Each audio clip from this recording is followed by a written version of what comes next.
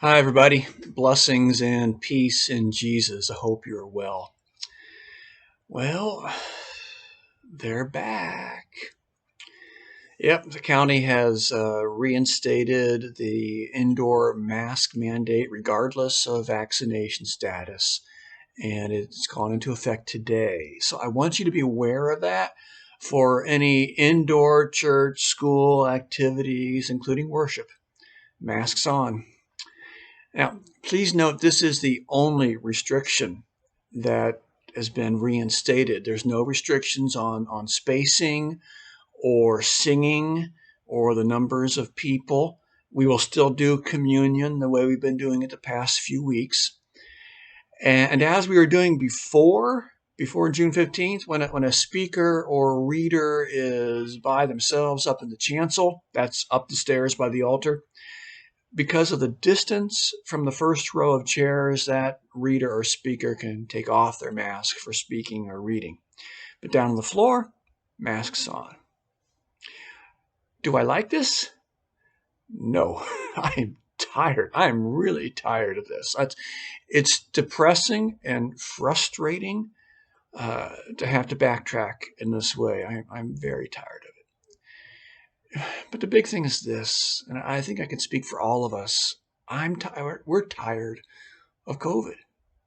I'm tired of its relentless presence and spread and effect on our lives. And we're seeing the numbers rise here in Napa. But those aren't numbers, they're people.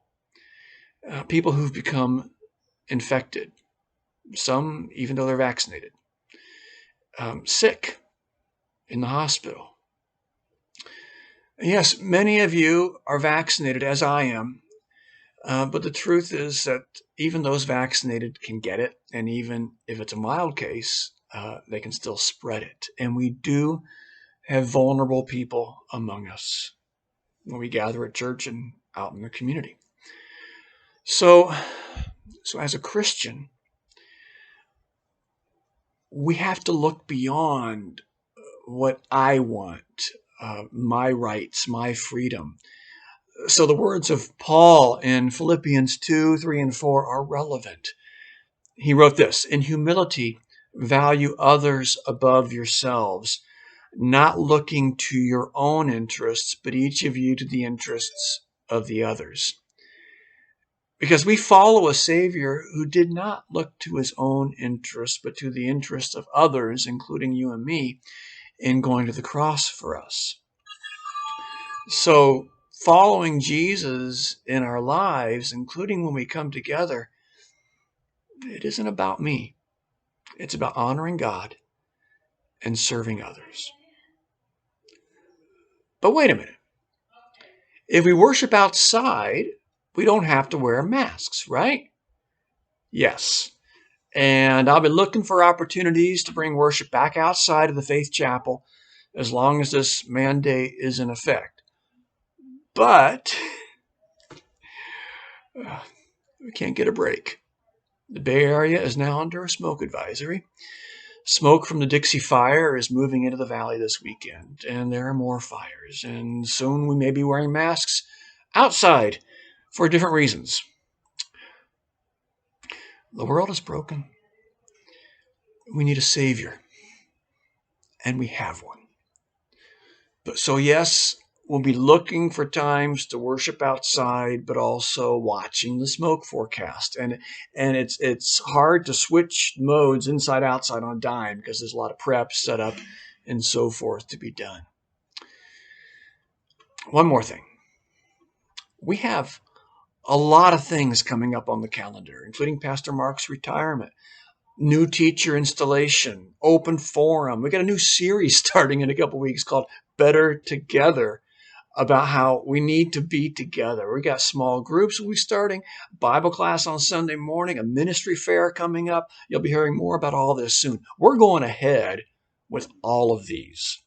We may be wearing masks, but we're going to gather, we're going to worship, we're going to grow, we're going to serve, we're going to be the people of God. Now, there's a part of me that feels like just throwing in the towel. I mean, every time we move forward, we end up moving back again. It's frustrated and thwarted at every turn, it seems sometimes. But we're not backing down. We're not quitting. We're moving forward, even if we have to do so masked while inside. This is the context we've been given. This is the context God has given us for our ministry. This is the mission field that we've been placed upon. So let's be the church. Now, Satan would love nothing better than for us to retreat, to make us feel like giving up, quitting, doing our own personal lockdown, not out of health concerns, but out of frustration.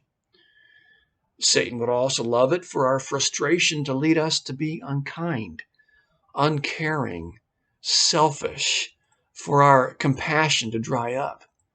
He wants us acting out of our frustration rather than the love of Christ. But Satan is a loser. We don't follow losers. We follow Christ. And we have brothers and sisters around the world, I'm thinking especially of our Mission India partners, who are being the church in situations far worse than what we have experienced here. And they're thriving. They're doing it. So let's keep being the church, looking to the interest of others, even when it's inconvenient, gathering as we are able, serving, loving, and worshiping. So may God bless you and bless our St. John's community and continue to make of us a blessing to our world. Have a good day.